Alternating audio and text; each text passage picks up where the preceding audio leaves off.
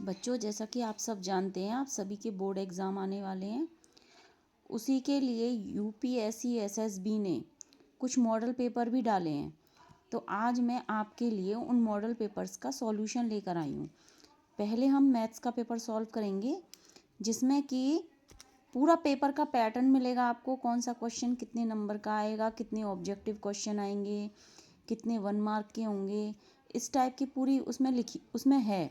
तो आप चाहें तो पेपर डाउनलोड कर सकते हैं यूपीएससी एसएसबी से। अब मैंने मैथ का पेपर का पहला क्वेश्चन है कि मान लीजिए कि F of X equal to 3x द्वारा परिभाषित फलन एफ सच दैट एफ इस प्रकार है कि वो रियल नंबर से रियल नंबर को बिलोंग कर रहा है, यानी कि उसका डोमेन भी रियल नंबर है और रेंज भी रियल नंबर को बिलोंग करती है। तो आपको ये ऑब्जेक्टिव क्वेश्चन है, 4 ऑप्शन दिए हैं, इनमें से एक चूज़ करना है। एफ एक की आच्छादक है, एक की मीन्स 1 1, आच्छादक मीन्स ऑन टू इंग्लिश में।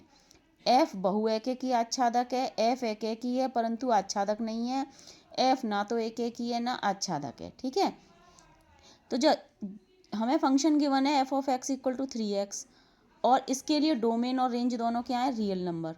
तो एक के लिए हम क्या मान करते हैं कि एक दो वैल्यूज़ मान लेते हैं x1 और x2, जो कि रियल नंबर को बिलोंग करती हैं, यानी डोमेन को बिलोंग करती हैं। तो इसके अकॉर्डिंग हम फंक्शन की वैल्यू निकालेंगे एफ ऑफ x1।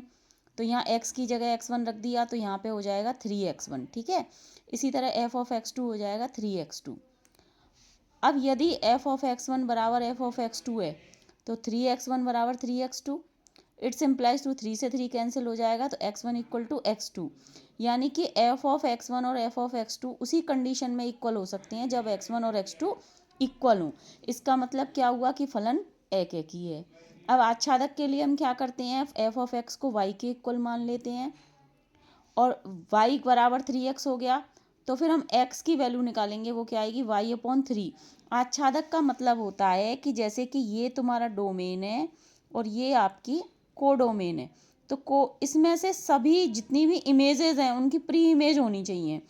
तो मैं y की कोई भी रियल नंबर वैल्यू ले लूँ, मुझे x मिलेगा इसमें, क्योंकि ये रियल नंबर में से ये भी रियल नंबर है, कोई ऐसी वैल्यू नहीं है जो रियल नंबर में नहीं होगी।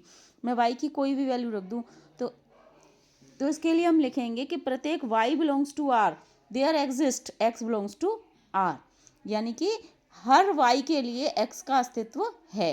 अतः फलन कैसा होगा, आच्छादक। लेकिन अगर यहाँ रियल नंबर की जगह डोमेन में नेचुरल नंबर होता तो ये नहीं होता, तब ये आच्छादक नहीं होता, क्योंकि कुछ ही वैल्यूज़ की प्री इमेज मिलती हमें, बाकी की नहीं मिलती। ठीक है, आई होप ये क्वेश्चन आपको समझ में आया होगा अच्छे से।